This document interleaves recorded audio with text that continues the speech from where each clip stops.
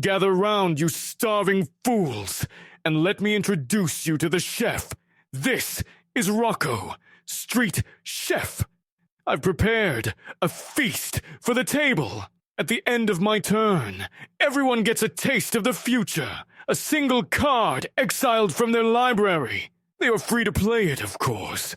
But every time they indulge in my generosity, every time they play a card from Exile, I grow stronger.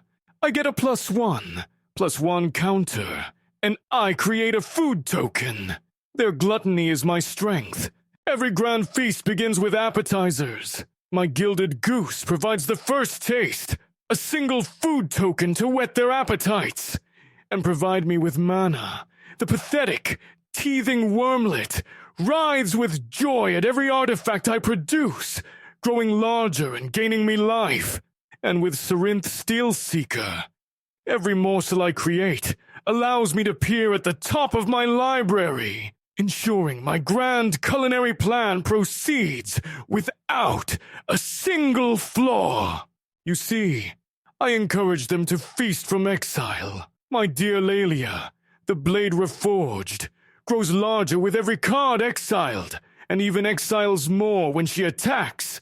Faldorn summons a loyal wolf every time they cast a spell I've offered them, and the delightful Pianala greets every exiled spell with a new Thopter, filling my skies with an army of loyal metal servants. And when I truly wish to control the menu, Ubermask ensures that no one draws a card ever again. Instead, they exile them, forced to play by my rules, feeding me with every single play they make. I can even force my own hand with spells like Reckless Impulse and Wren's Resolve, exiling my own cards to ensure my engines of hunger are always turning. Every bite they take makes my army monstrous. With hardened scales or a conclave mentor on the field, every +1/+1 counter I get is multiplied. My creatures don't just grow. They swell with unnatural power. The pathetic Kami of Whispered Hopes not only adds to this growth, but can then tap for mana equal to its power. Their indulgence literally fuels my grand design. And the scraps. Oh, the delicious scraps they leave behind. Every food token I create is an asset. With my Academy Manufactor, a single food becomes a food, a clue, and a treasure. My empire of resources builds itself. Peregrine Took doubles my bounty, giving me an extra food with every token. And once the table is littered with my provisions, Jaheira, friend of the forest, turns every single token I control into a source of mana. I will build my victory from their leftovers. This brings us to the main course, their utter demise. With Shalai and Hallar on the battlefield, every single +1/+1 counter I place becomes a bolt of lightning aimed directly at an opponent's head. The synergy with Rocco is perfect. For an even more spectacular finale, all will be one. Turns those counters into a machine gun of pure damage. Every morsel they eat, every counter I gain, becomes another nail in their coffin. Do you see now? Even the food is a weapon. Reckless Fireweaver pings each of my rivals whenever an artifact, like a food token, enters my battlefield. With Girapur Ether Grid, I can tap 2 of my useless little food tokens to deal a point of damage to any target. And with Inspiring Statuary, my banquet of artifacts can be tapped to pay for my non-artifact spells. Their feast pays for their funeral.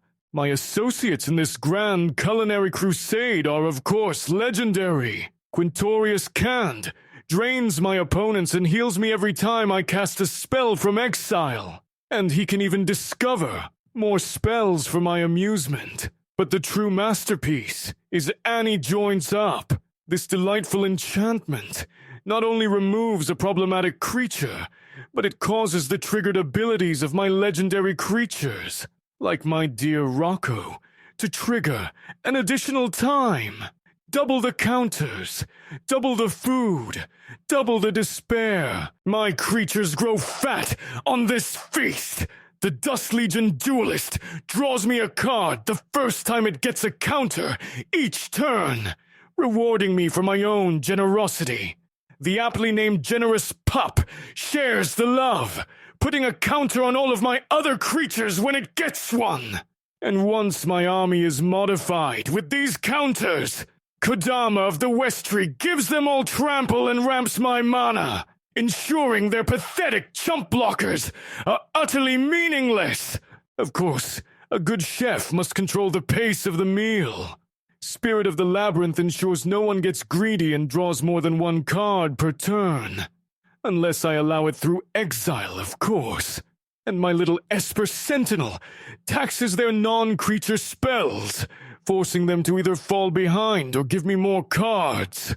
Their choices are an illusion. Should any of my guests bring an uninvited +1 to the party, I have ways of escorting them out.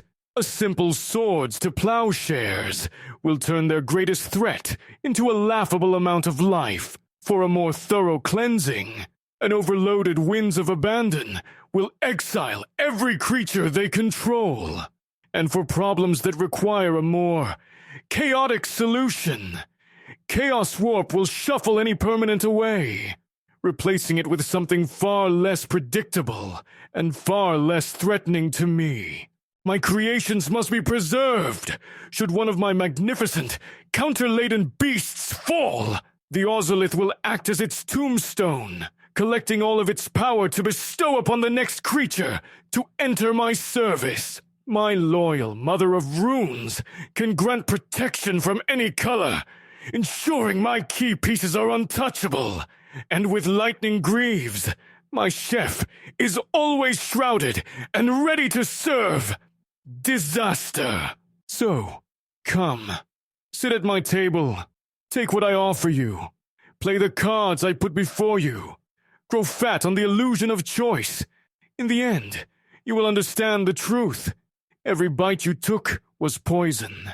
And this entire banquet was designed for one purpose: to serve you your just desserts.